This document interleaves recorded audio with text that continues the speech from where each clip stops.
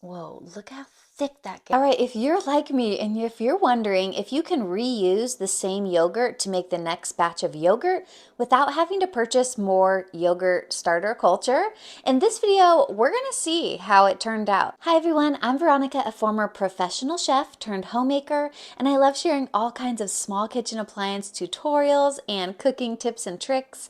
And lately, I have been really obsessed with making non-dairy yogurt at home in my ultimate probiotic yogurt maker. This thing is amazing and I can't speak more highly of it. I've been really able to make a lot of delicious homemade yogurt, which means I've been eating yogurt every day, which has been so great for my body and my gut health. And I'm just so excited that I can do it at home. Now, in a recent video, I actually shared how I used the Belle and Bella non-dairy yogurt starter to create some delicious homemade soy yogurt.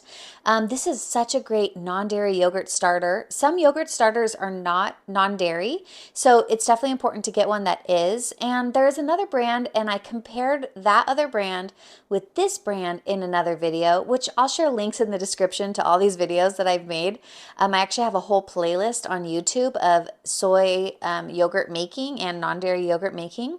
But anyways, I found the ingredients in this one were way better than the other one, which is why I'm really excited to use this one. So I actually made a batch of yogurt and it turned out great. Now, I also took 2 tablespoons of that yogurt and then I made another batch of yogurt and that one turned out great. I did not film that one. So now I've taken that third batch of yogurt, or I've taken let's see, the second batch, and I made a third batch of yogurt, and that's what's in my yogurt maker right now, and it's just finishing up. Now for each batch, I let this machine go for 24 hours at about 112 degrees Fahrenheit. So we're gonna go ahead and open this up, check the temperature inside of the water and the yogurt, and see how it turned out. And I've also been making it into vegan Greek yogurt using the Ultimate Yogurt Strainer, which is the same brand as the yogurt maker. This thing is so great. I really like the shape and the design of this yogurt strainer. It fits really well in my refrigerator. And I have a whole blog post of all my videos and a bunch of tips and tricks for making yogurt. So I'm also going to share that in the links in the description below. So, but let's unbox, or I guess open. It's not unboxing. I do a lot of unboxing videos too. Okay, we took off the lid. Let's check the temperature. All right, the temperature of the water is 110 degrees. I think, yeah, I had this set at 112 degrees for 24 hours. I found that I'm getting a tangier yogurt when I let it go for 24 hours each time. So I really like doing the 24 hours instead of just the 12 hours. But if you want it less tangy, you can also do it for just 12 hours. Okay, now let's test the yogurt. All right, the yogurt's at 124. That's good. The other day was up to 132 and it still turned out fine. That was on the first batch. And this one, okay, interesting. So this one is like splitting a little bit. The other ones hadn't split, and I don't know exactly what that means. There's a little bit of liquid on top, but that's okay because this is like whey basically. But look how thick. Oh my God, maybe this means it's thicker. Let's see. Okay. Oh, look at that. Whoa, nice and thick.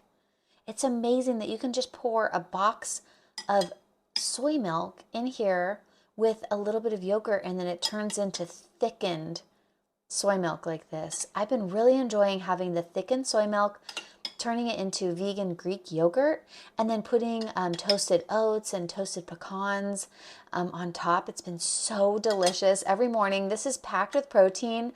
And then when I put the oats and the nuts on top, it's like grains and nuts, and it's just like a really hearty and delicious way to start the morning. Now I know some people say like, don't stir it up, but in order to make the Greek yogurt, I mean, I'm gonna have to dump it all out, and that's okay if you prefer it not stirred up. I hear there's like a different flavor on the top than there is on the bottom, so try that out. So I'm just gonna basically go ahead and put this in here to strain. I'm gonna put that in the refrigerator basically overnight, but you could just do it for 2 to 5 hours. So it looks like a little like curdly. Let's taste it. I'm not sure if that's oh, see, look, it does look different. Up here looks different than the bottom. Let's taste the top.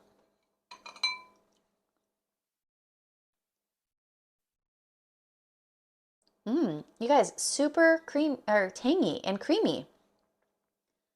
It totally made yogurt again. This was the third batch of yogurt that I made from the first batch of the yogurt with the starter. Okay, let's taste the bottom.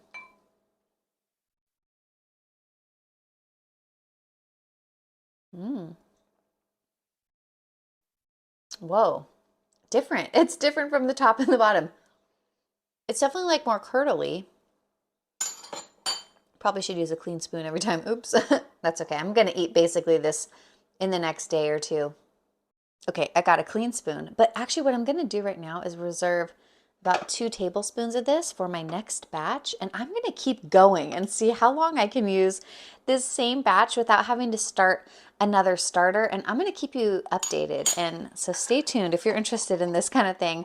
Be sure to like this video and subscribe to my channel because I'm definitely really into making non-dairy yogurts right now. Okay, so that's going to be for my next batch. I'm just going to reserve that. Now I'm going to go ahead and put that in there, and I'm going to put the lid on and just pop that into my refrigerator, and it's going to become Greek yogurt by tomorrow morning. So I'm going to show you that at the end of this video, but thank you so much for watching. I hope that you found this tutorial useful, and if you're looking for some good yogurt starter, I have to say I have noticed a much better difference of tanginess and quality of the yogurt that I've been making using a starter like this instead of just buying a tub of yogurt from the store.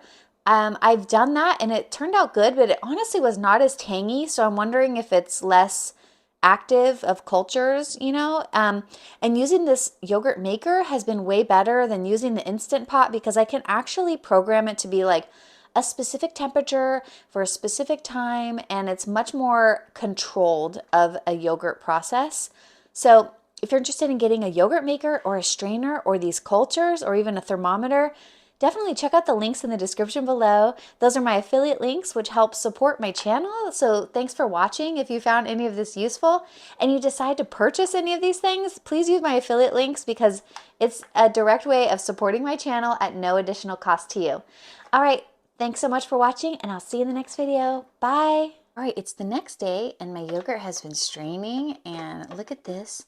Here's the whey that came out of it. So that's a lot of liquid. So look how thick this vegan Greek yogurt has turned. Whoa, look how thick that gets. It's amazing how just one box of soy milk and a little yogurt can turn into this. Now it does look a little curdly, and maybe that's not exactly how you want it, but honestly it tastes fine, and it's really good still. It's definitely still worth making. Let's try it.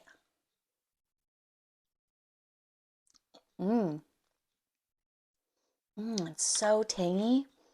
I can't believe that 3 times using that one culture is working still so well. So stay tuned for more updates on this yogurt starter.